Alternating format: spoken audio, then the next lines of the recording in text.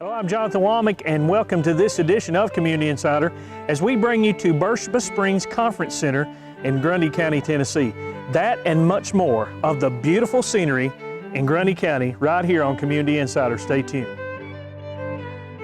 And this is one of the most beautiful places you'll find in Grundy County. Of course, Grundy County being the home of so many beautiful natural sites, including Stone Door and many other places that we have featured on Community Insider and Tennessee Trails.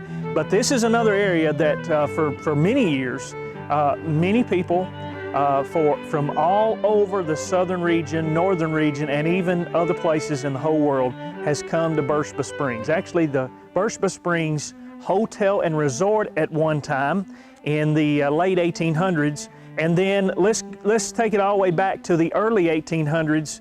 For thousands of years, this was Cherokee country where the Cherokee Indians actually had their home. And we're going to tell you more about the history of Beersheba Springs Conference Center, what you can do in seeing this beautiful place and bringing your family, and how cost effective it is. Beautiful community here in Grundy County. And so I hope you'll stay tuned.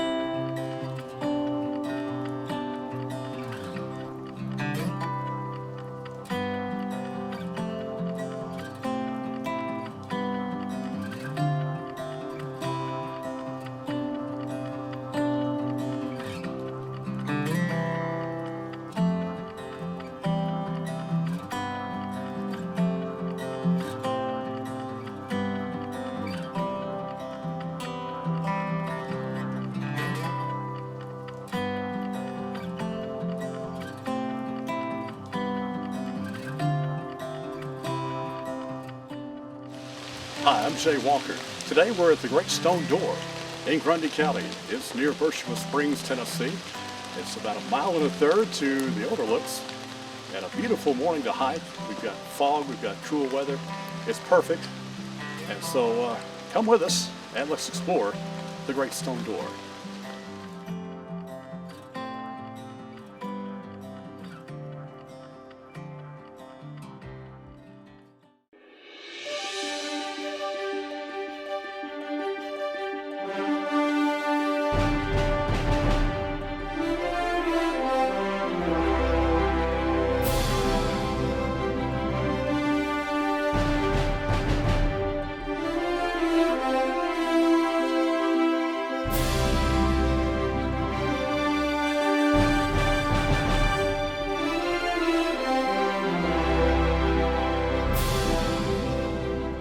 Welcome to another edition of Community Insider. Join us as we travel Middle Tennessee, uncovering history and experiencing the adventure of unique stories and events coming to you inside your community.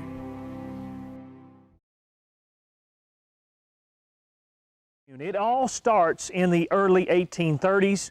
Whenever there was actually an influx of other folks who was moving into the area, actually in the very valley of the Grundy County area. At that time, there was a road that ran from Grundy County to McMinnville, and Porter Kane, his wife, Beersheba, her name was Beersheba Kane, actually had some land and a cabin not very far from where we're actually shooting this.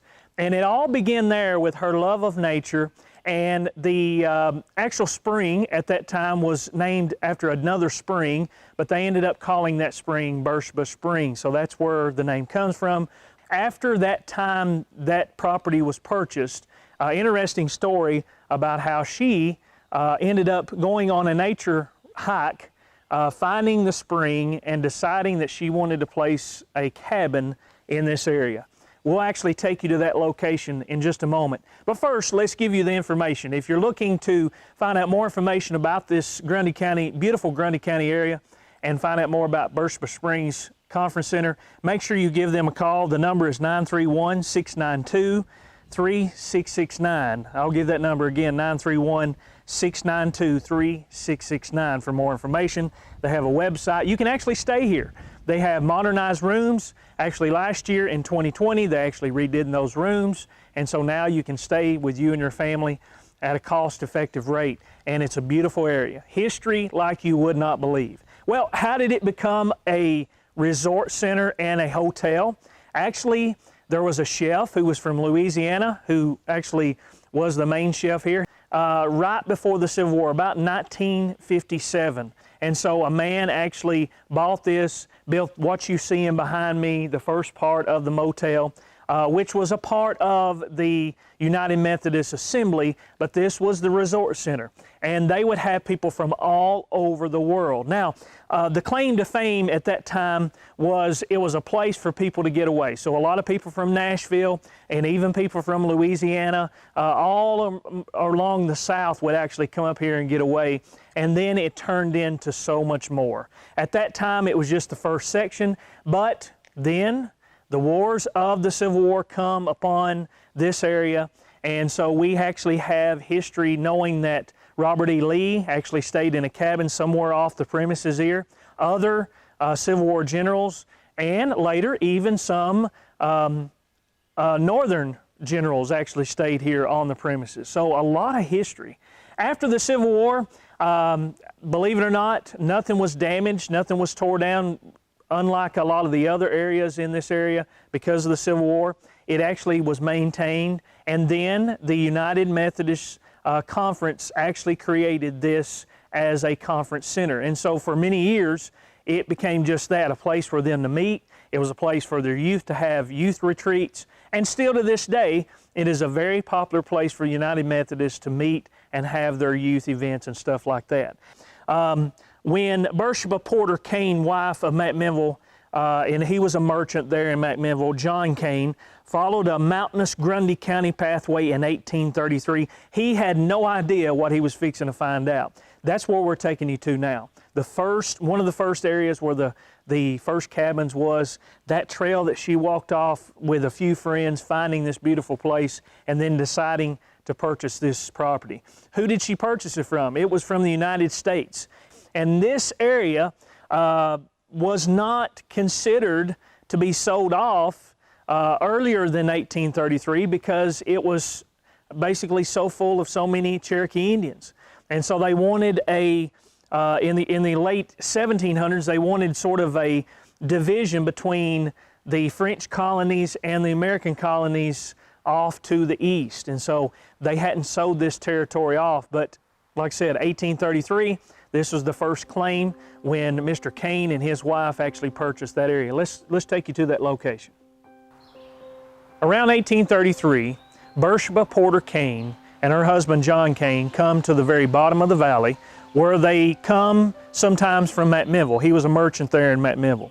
And they would come to that location. That day, she decided to take a few friends. They went on a nature trail or probably a trading trail by the Indians. And so they decided to take that trail. They went up about 3 miles on the ridge. When they come to this location, it was so beautiful. She wanted a cabin there, and so this was the first purchaser of this territory and this property around 1833. Now this is one of the first cabin areas that was actually built. Not sure exactly the location where Beersheba Kane actually had the first cabin, but this is one of the older buildings. It's now considered just the old country home cabin. You can actually still see this if you come up here to this location. It's unbelievable, the beauty of the nature when you see the old road bed. And by the way, when they was actually doing the old road bed, when the state decided to build a new road through here in the early 1900s, the story says that when they was doing that the original springs, Beersheba Springs, that was named after Beersheba Porter Kane, actually fell in and they quit running like they was before. Now there is a few more springs still around, but the original spring was damaged after that road work was done. A lot of the people didn't want them to build in front of the conference center, but around behind it, but the state decided to build it in front, and so that's part of that history. Now, This was before the Civil War, but there was a man who actually come in and actually built the actual, what we know as the front part of the Beersheba Springs Conference Center. That was a conference center, hotel, resort for many people all over Middle Tennessee. And that happened right during the time of the early Civil War. By the time the Civil War came, then come the generals from the Civil War and also from the North. That's why we know by history that General Lee actually stayed here. There was many other generals that actually stayed in this area. Now, during Reconstruction, they went through several different property owners, more than 10, between 1875 and 1920. It struggled with ownership. A lot of people just didn't want to take it. But finally, the United Methodist Conference took that over and established a place where they could have meetings, and for several years, now over 100 years, they have been meeting and been able to provide this beautiful resort area, now open to the public so that you can bring your family a getaway to times of the past, times like the late 1800s. Literally, that structure was here then. So just beautiful history. We're going to show you a few shots around, take you to a beautiful place just off the beaten path, in accordance to what Beersheba Porter Kane first found when she was traveling up the hills to Grundy County. Stay tuned.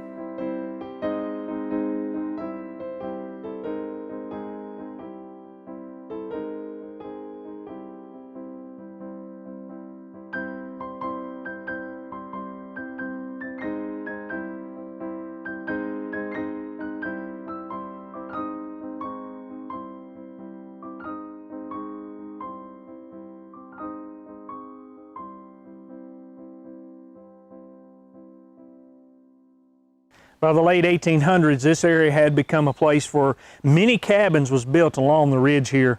After Beersheba Kane built hers, the word got around. There were several people building cabins. Not only that, but we know from what we done talked about, the main resort inn had been established.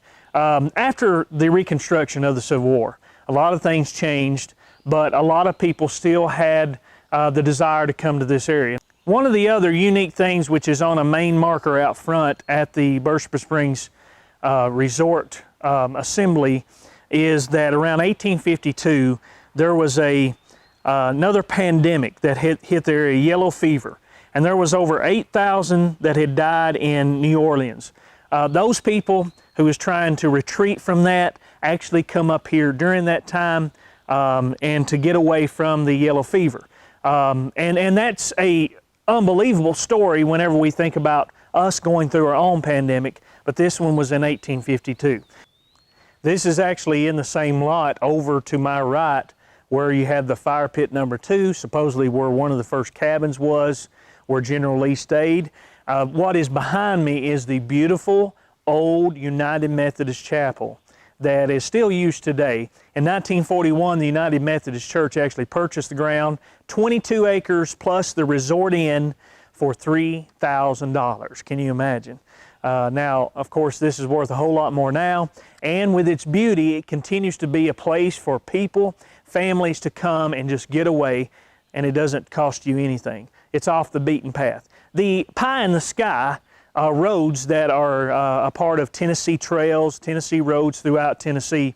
This is actually one of the roads that you actually get on to find some of those beautiful locations around Tennessee. This chapel is another one.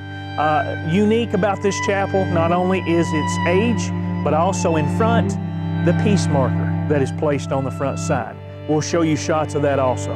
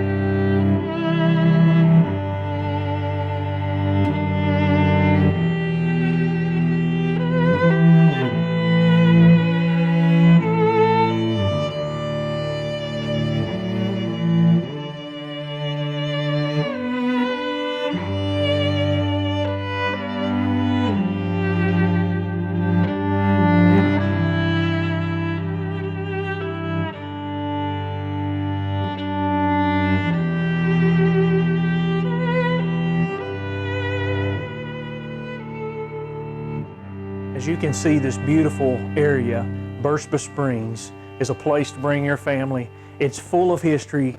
You know, we know that there's probably thousands of years of history from the Cherokees all the way to the Civil War times, to Beersheba, Cain discovering this beautiful territory, and then the United Methodists that purchased it in 1941. Still to this day, you can walk the area. You can see where many youth groups still come, women retreats, and many other things still to this day. To find out more information about Beersheba Springs Assembly, go to beershebasspringsassembly.com. You can see the numbers to contact them, information about the pricing of the rooms, and much more. I'm Jonathan Womack. We want to tell you to come visit this location and other locations around Middle Tennessee, Upper Cumberland area. And as we say always before we leave, we hope to see you inside your community.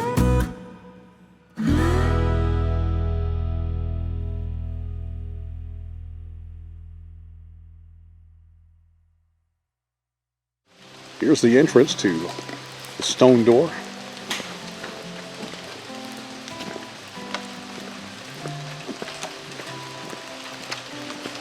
And we're going to go to our left to Laurel Falls.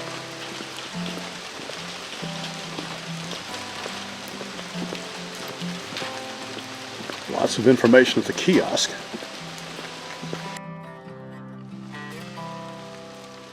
Now, the first part of the trail leading to the stone door is paved. It's about a third of a mile, making it handicapped accessible. And of course, it leads to the overlook.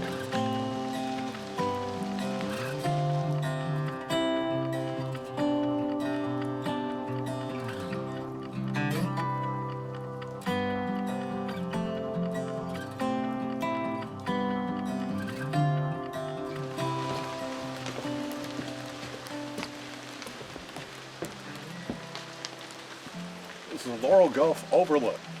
See? Laurel Gulf Overlook. Laurel Gulf. Out here is Laurel Creek. We'll visit Laurel Falls in a few minutes. It's back that way. But beautiful overlook. Still covered with fog, and that kind of makes it even more beautiful today. But bluffs over there. Just a beautiful view here at Laurel Gulf.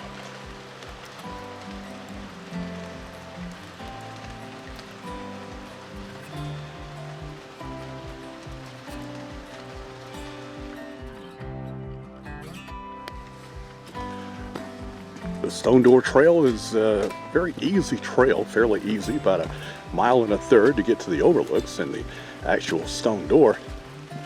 Today it's cloudy, getting a little drizzle, but the trees are coloring out very nicely. And it's a very beautiful hike today. Good place to be on a cool morning.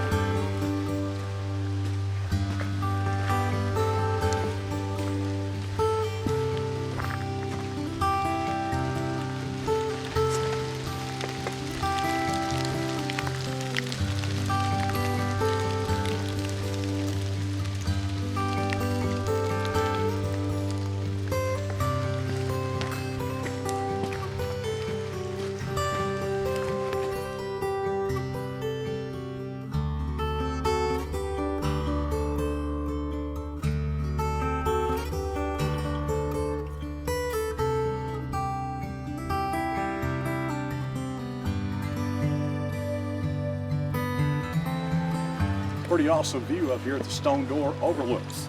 There are 3 or 4 overlooks you can enjoy, as well as the actual stone door.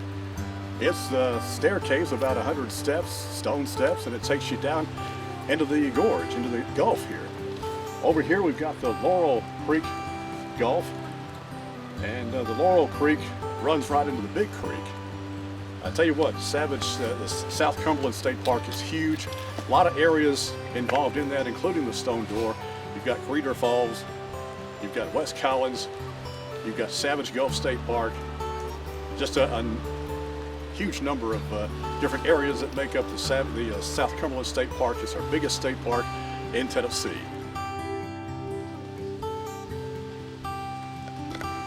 This is one of the overlooks at the Stone Door Trail. Quite foggy this morning, but the fog really makes a nice effect, I think. Later on, the fog will lift, and we'll have some beautiful autumn colors here at the stone door.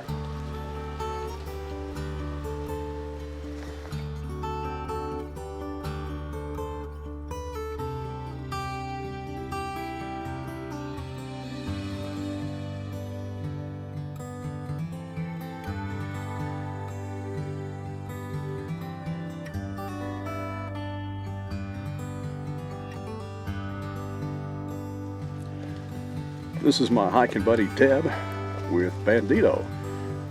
They're gonna get out here to enjoy the views from one of the spectacular overlooks here at the stone door. Again, a lot of fog right now. We're in the clouds, which combined with the fall colors makes it really beautiful up here. We're about 900 feet up above the Gulf. This is a popular place for climbers. A lot of rock climbers like to come up here and practice their craft.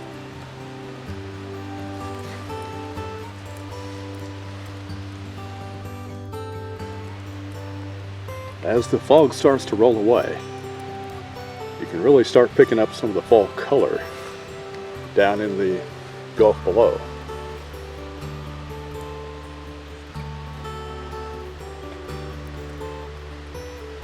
Just beyond the trees is the big creek, and we'll be going to see that at some point during the season. The wind's kind of kicking up down there, but color is really looking fantastic.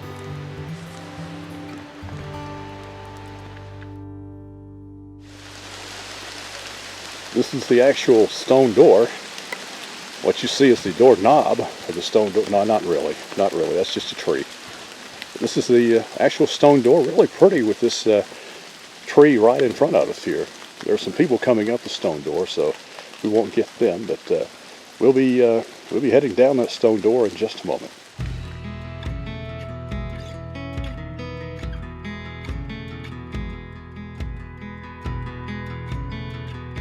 I'm Jay Walker. Hope you've enjoyed the hike so far. Time now for our hiking tips segment.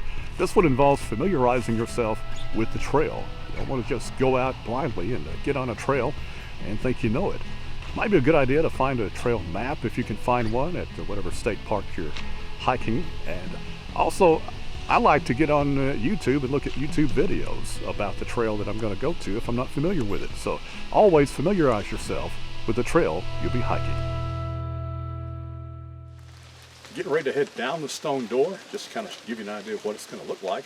Got some kids getting ready to do some rappelling down there. Got their white helmets on and the instructors down there. It's a good day to do it.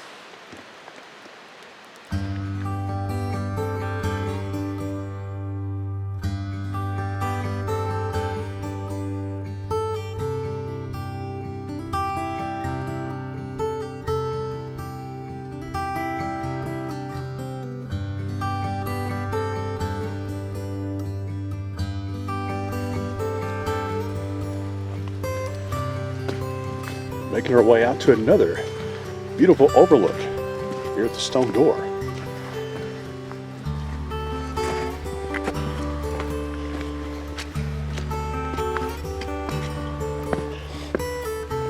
This is the largest overlook, and you can see quite a bit, quite a view from up here.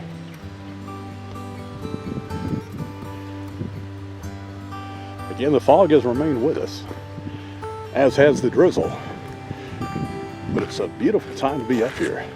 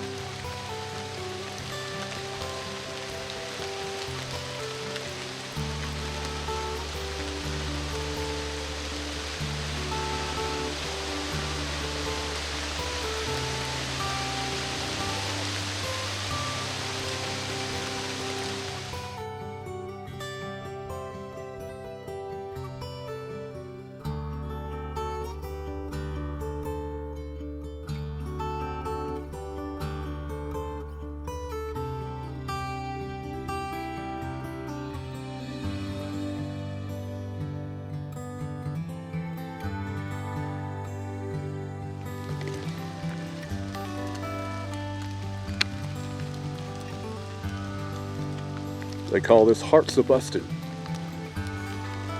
The Indians called it arrowwood because they made arrows out of the wood from these bushes.